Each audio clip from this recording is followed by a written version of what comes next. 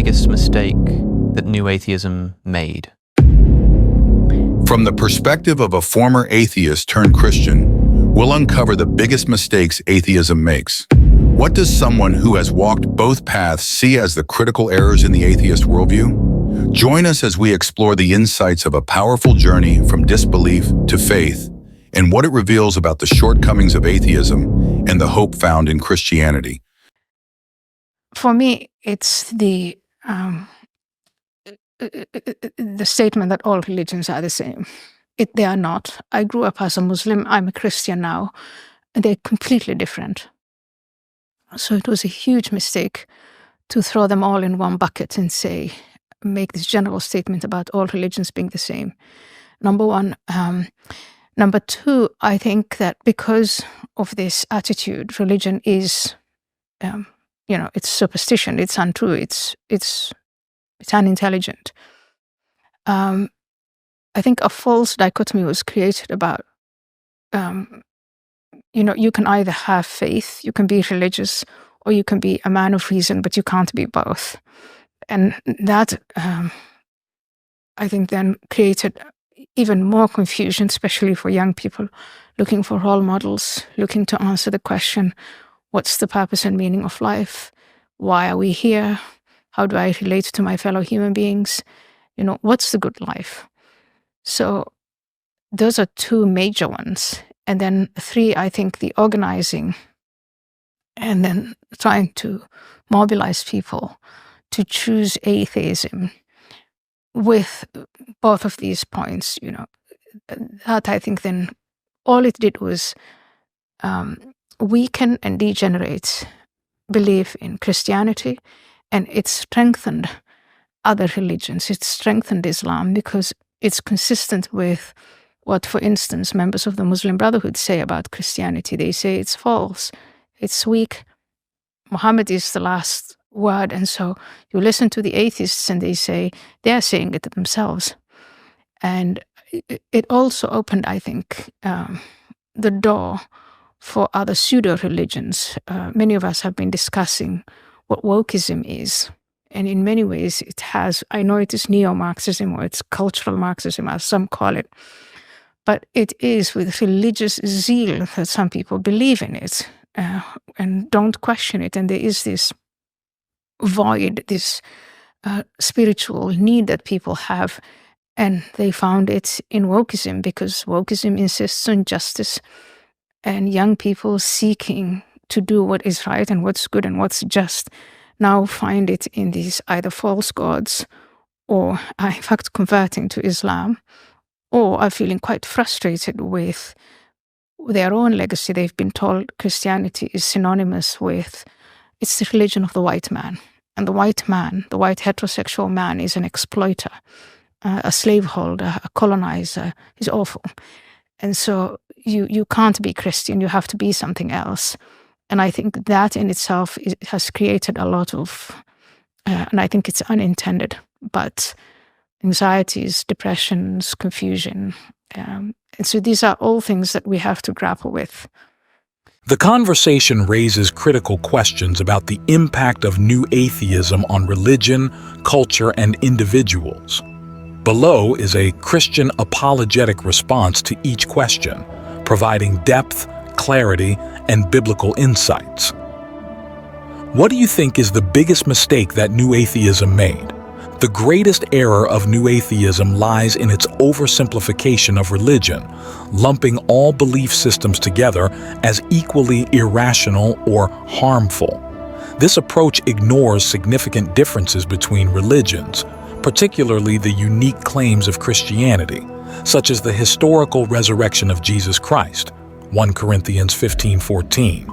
Additionally, New Atheism created a false dichotomy between faith and reason, alienating young people seeking coherent answers to life's meaning. Furthermore, by echoing Islamic critiques of Christianity, New Atheism inadvertently validated Islamic narratives, strengthening Islam while undermining Christianity. This unintended consequence highlights the flaws in its reductionist approach. Are all religions the same as New Atheism claimed? No, all religions are not the same. Christianity stands apart due to its foundational claim of grace and redemption through Jesus Christ. While many religions focus on human effort to reach the divine, Christianity declares that God reached down to humanity through Christ. Ephesians 2:8-9. For example, Islam emphasizes submission to Allah and earning favor through deeds, while Christianity teaches that salvation is a free gift offered through Christ's atonement. This stark contrast reveals the danger of oversimplifying religions, as doing so obscures the profound uniqueness of Christianity. Can faith and reason coexist, or are they mutually exclusive?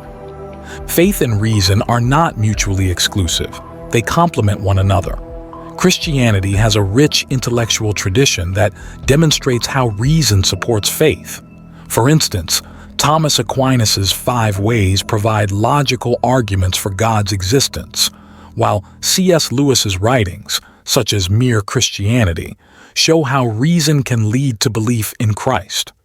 Romans 1:20 affirms that God's invisible attributes are evident in creation, offering rational evidence for his existence. Christianity encourages intellectual inquiry, as seen in Jesus' command to love God with all one's mind, Matthew 22:37. How has the attitude of new atheism, religion is superstition, unintelligent, etc., affected young people searching for meaning and purpose?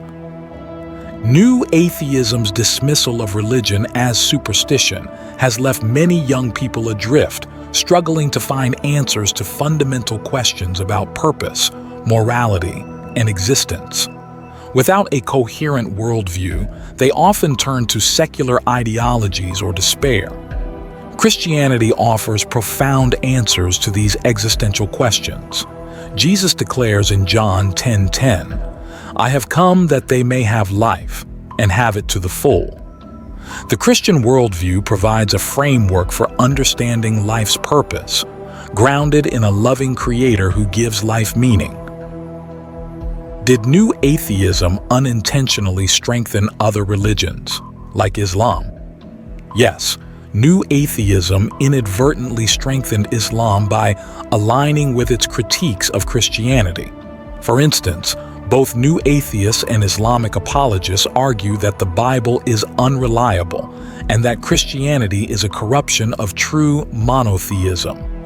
This overlap lends credibility to Islamic narratives while dismissing Christianity's claims. Specific examples, such as new atheist Richard Dawkins' criticisms of the Trinity, mirror Islamic objections and reinforce the Islamic perspective. Meanwhile, Christianity, with its transformative message of grace, remains the most compelling response to both atheism and Islam. How has the rise of wokism filled the void left by the decline of traditional religion? Wokism has emerged as a pseudo-religion, offering moral frameworks and a sense of purpose in the absence of traditional faith. However, unlike Christianity, wokism often lacks objective truth, forgiveness, and redemptive hope. Christianity offers a more coherent and fulfilling alternative. It provides an objective moral standard rooted in God's character, Micah 6:8, and the possibility of true reconciliation through Christ, 2 Corinthians 5:18. Wokism's focus on justice is laudable, but ultimately incomplete without the redemptive power of the gospel. Has new atheism contributed to young people rejecting Christianity because it is labeled as a white man's religion? New atheism has perpetuated harmful narratives that portray Christianity as a tool of colonialism or oppression. This ignores Christianity's global and diverse nature. The Bible affirms that the gospel transcends race, ethnicity, and social status. There is neither Jew nor Gentile, slave nor free, nor is there male and female, for you are all one in Christ Jesus. Galatians 3:28. Christianity's rapid growth in regions like Africa, Asia, and Latin America further demonstrates its universal appeal. Highlighting these realities can counteract the false narrative that Christianity is exclusive to Western culture. How has new atheism affected the mental health of young people? By rejecting religion and the hope it offers, new atheism has contributed to a spiritual void that manifests in anxiety, depression, and confusion. Faith provides a sense of community, purpose, and hope that is vital for mental health.